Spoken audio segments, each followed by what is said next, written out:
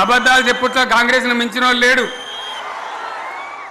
ఎన్ని చెప్పిరి ఇక్కడ ఉన్నోళ్ళు జాలరని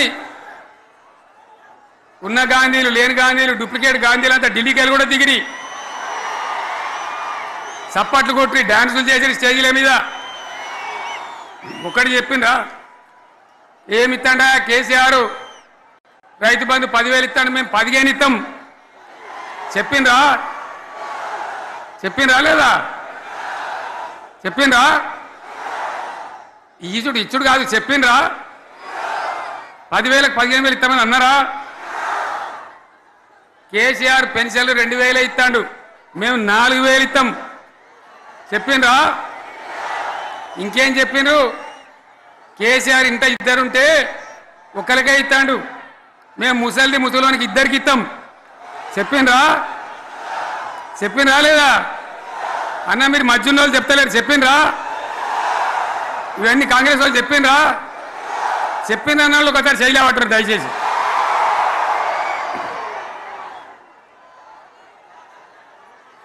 దివ్యాంగులకు కేసీఆర్ 4,000 ఇస్తాడు పెన్షను, మేము 6,000 ఇస్తామని అన్నారా? ఇక చదువుకునే ఆడిపోరగాళ్ళకు స్కూటీలు కొనిస్తామని కొనిచ్చారా? అన్నారైతే అన్నారు కదా.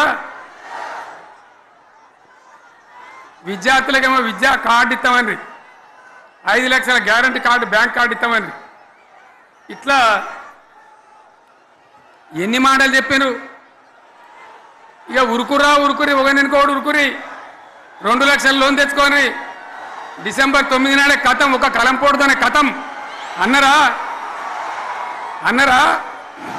మరి చేసిండ్రా? చెయ్యలే. ఇక వడ్లు కొంటే ఒక వడ్లు కాదు, ఆనాడు మనమే కొనుగోలు కేంద్రాలు పెట్టి కనీసం మద్దతు ధర వచ్చేటట్టుగా మొలకొచ్చినా తడిసిపోయినా రంగు మారినా రైతులు కాబట్టి మన బిడ్డలు కాబట్టి గవర్నమెంట్కు 500 కోట్లు నష్టం వచ్చినా సరే మొత్తం కొనురు రాని నేను చెప్పినా కొనిపించిన.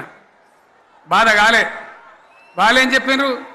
పబ్లిక్ను బోల్తా కొట్టేయడానికి మేము క్వింటాల్కి 500 బోనస్ ఇస్తాం, మక్కలకి ఇస్తాం, వడ్లకి ఇస్తాం, ప్రతి పంటకి ఇస్తాం చెప్పిండ్రా? ఇటువంటివి చెప్పుడే కాదు, వీటితోని ఇంకొక 420 హామీలు చెప్పిండ్రు. వాళ్ళ నోటికి మొక్కాలే. కళ్యాణ లక్ష్మి కేసీఆర్ 1,00,000 రూపాయలు ఇస్తాడు, మేము వస్తే తులం బంగారం కూడా కల్పిస్తామని అన్నారా? ఏమన్నా నత్తందా? ఇక హామీలు ఇచ్చుడు కాదు, పెద్ద పెద్ద బుక్కులు వంచి ఊరూరికి వంచారు.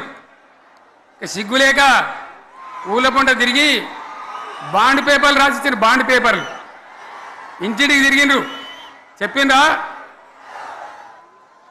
చాలా మంది అడిగిండ్రు. మరి మీరు అడ్డగోలు చెప్తున్నారు, అడ్డం పొడుగు చెప్తున్నారు, ఎటువంటి అడ్డ చెప్తున్నారు, యాడికెళ్ళి ఇస్తారా భయ అని అడిగిండ్రు. పేపర్ వాళ్ళు అడిగిండ్రు. ఇప్పుడు ఆర్థిక మంత్రి ఉన్నాయన టీవీలలో చెప్పిండు, ఆయన ఇస్తాం చేసి చూపిస్తాం, మాది పేద పార్టీ, 120 ఏళ్ళ అనుభవం ఉన్న పార్టీ, మమ్మల్ని మించిన సిపాయిలు లేరు అని ఒకటి జబ్బలు తరిచే ఒకటి మెడలు తరిచే డైలాగులు కొట్టి మేము ఇచ్చేస్తామన్నారు. ఇచ్చిండ్రా? ఇయ్యలే. రుణమాఫీ చేయలే. మధ్యలో పార్లమెంట్ ఎలక్షన్లు వచ్చినాయి. అప్పుడు నాకు కాలు ఇరిగింది, మెంటుకుంటున్నాం, మళ్ళీ నేను బయలుదేరిన. ఆ దెబ్బకి ఏం చేసిండ్రు? తెలంగాణలో ఎన్ని దేవుళ్ళు ఉన్నాయో అన్ని దేవుళ్ళ మీద ఒట్లు పెట్టుకున్నారు. పెట్టిండ్రా? బహిరంగ సభలలో ఆడిడ కూడా కాదు. ఇన్ని మాటలు చెప్పి ప్రజల్ని ఏమార్చింది. ఒక ఉచిత బస్ అని పెడితే అది జుట్లు పట్టుకొని కొట్టుకుంటానికి మనకత్తాను తప్ప ఏమనికి ఉపయోగపడ్డది లేదు. ఆ మహిళలు అంటారు మాకు ఎందుకు ఉచిత బస్ దరిద్రం, మాకు అవసరమే లేదు అంటారు. అటువంటి ఒక పథకం పెట్టి ఇక ఇప్పుడు మళ్ళీ పెద్ద నోరు పెట్టుకొని వాళ్ళే మాట్లాడతారు. అంటే అంటే మాట్లాడతారు, అబద్ధాలు చెప్తారు. మాట్లాడితే బీఆర్ఎస్ వాళ్ళ మీద నింద, మాట్లాడితే కేసీఆర్ మీద నింద.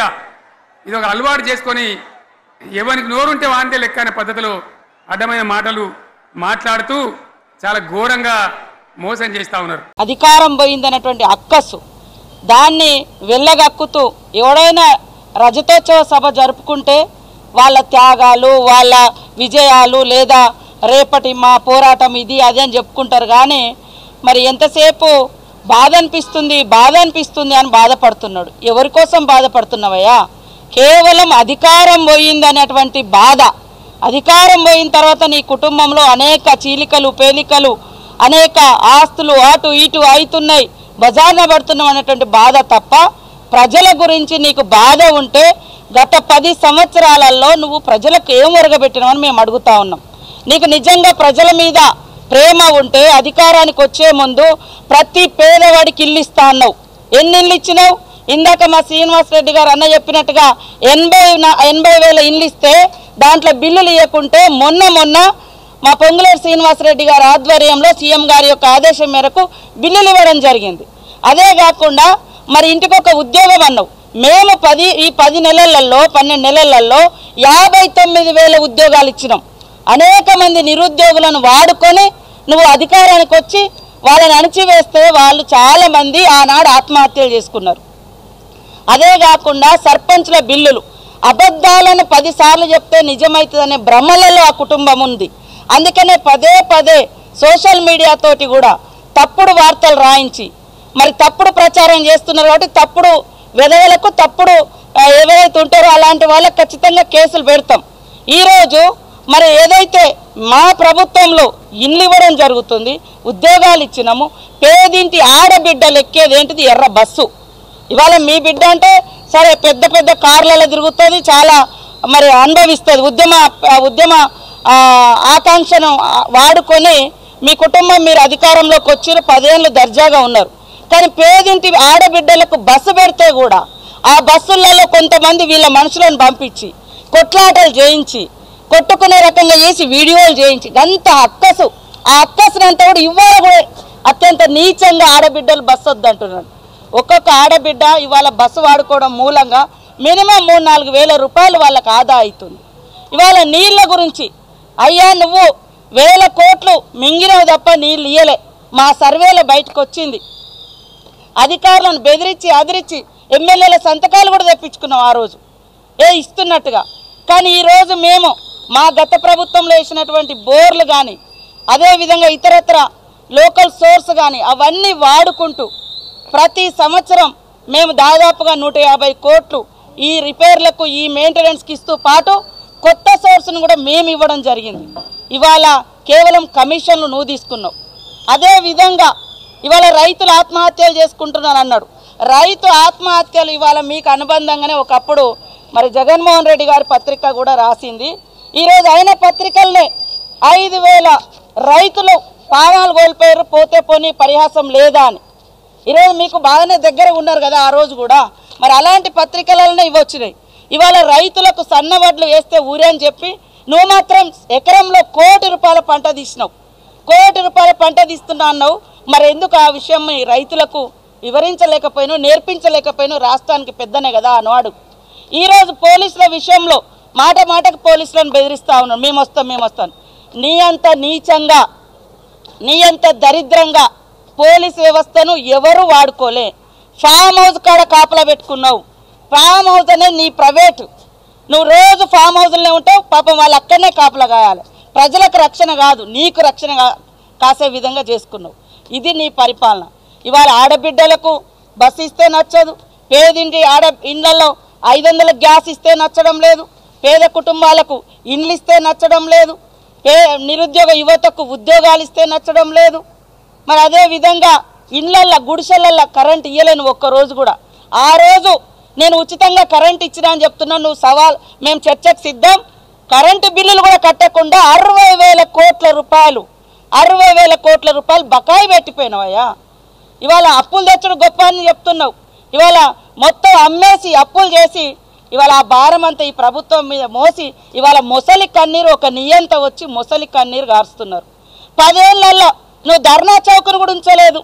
ఇవాళ మళ్ళా నీ సిగ్గుగా వచ్చి నీ బిడ్డ కొడుకు అల్లుడు వచ్చి అక్కడ ఇందిరా పార్కు కాడ మేము ఓపెన్ చేసినటువంటి ధర్నా చౌకను వాడుకొని ధర్నాలు చేస్తారు, మొసలి కన్నీళ్లు గారుస్తున్నారు.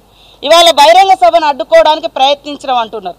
మేము అడ్డుకునే ప్రయత్నం చేస్తే ఆ సభ జరుగునా, ఆ స్థలం నీకు వచ్చినా, అక్కడ అనేక వాగులు అదేవిధంగా చెరువులు కాలువలు గవర్నమెంట్ కాలువలు కూడా నిస్సిగ్గుగా పూర్తి చేసి ఇవాళ మరి సభ పెట్టుకున్నారంటే ప్రభుత్వం ఒక ప్రజాస్వామిక ప్రభుత్వం కాబట్టి ఆలోచించి ఇవాళ పర్మిషన్ ఇస్తే ఇవాళ ముసలి కన్నీళ్ళు గార్చడం కోసం రాష్ట్రం ఆగమైంది. రాష్ట్రం ఎందుకు ఆగమైందా? నీ కుటుంబం అధికారం పోయింది కాబట్టి నువ్వు ఆగమైనటువంటి బాధలో నువ్వు ఉన్నావు. ఇవాళ అసెంబ్లీ అనేది రాష్ట్రానికి ఒక దేవాలయం, చట్టాలు చేసేటువంటి సంస్కరణలు తెచ్చేటువంటి మరి గొప్ప చర్చా వేదిక అసెంబ్లీ అనేది. కానీ ఈరోజు అసెంబ్లీని కూడా సొల్లు కబురు అన్నావంటే అంటే సొల్లు కబురు అన్నటువంటి ఈ మాజీ ముఖ్యమంత్రికి ఈ కేసీఆర్కు మళ్ళీ అసెంబ్లీలో అడుగుపెట్టే అర్హత ఉందా? అసలు ఆ పార్టీ వాళ్ళు అసెంబ్లీలో అడుగుపెట్టే అర్హత ఉందా నేను అడుగుతున్నా. అంటే మీకు అధికారం ఉంటేనే అసెంబ్లీకి వస్తారు, అధికారం లేకుంటే అసెంబ్లీకి రావంటే అసలు నువ్వేం నాయకుడు అంటున్నా? ప్రజల తరపున అధికారం ఉన్నా లేకున్నా ప్రజల తరపున మాట్లాడేవాడు నిజమైన నాయకుడు. నీకు అధికారం లేకుంటే అసెంబ్లీ సొల్లు కబుర్లాగా అంటే నీ కొడుకుని ఎందుకు పంపిస్తున్నావు? నీ అల్లుని ఎందుకు పంపిస్తున్నావు? మీ బచ్చగాళ్ళు అన్నావు కదా, బచ్చగాళ్ళని ఎందుకు పంపిస్తున్నావు? అందరినీ ఫామ్ హౌస్లో పెట్టుకొని అక్కడ ట్రైనింగ్ ఇచ్చుకోండి, అది బాగుంటుంది. కాబట్టి ఈరోజు కేసీఆర్ బాధ అంతా అధికారం పోయిందని తప్ప నిజంగా ఒక్కటంటే ఒక్కటి ఈ రాష్ట్రానికి ఉపయోగపడేది కానీ వాస్తవాలు కానీ ఆయన మాట్లాడలేకపోయిండు. ఒక నియంత అధికారం కోల్పోయిన తర్వాత ప్రజల్లోకి వస్తే ఎలా ముసలి కన్నీరు గారుస్తుందో దానికి ప్రత్యక్ష సాక్ష్యం కేసీఆర్ ప్రసంగం. ఇంతకంటే అందులో ఏమీ లేదు, పసలేదు.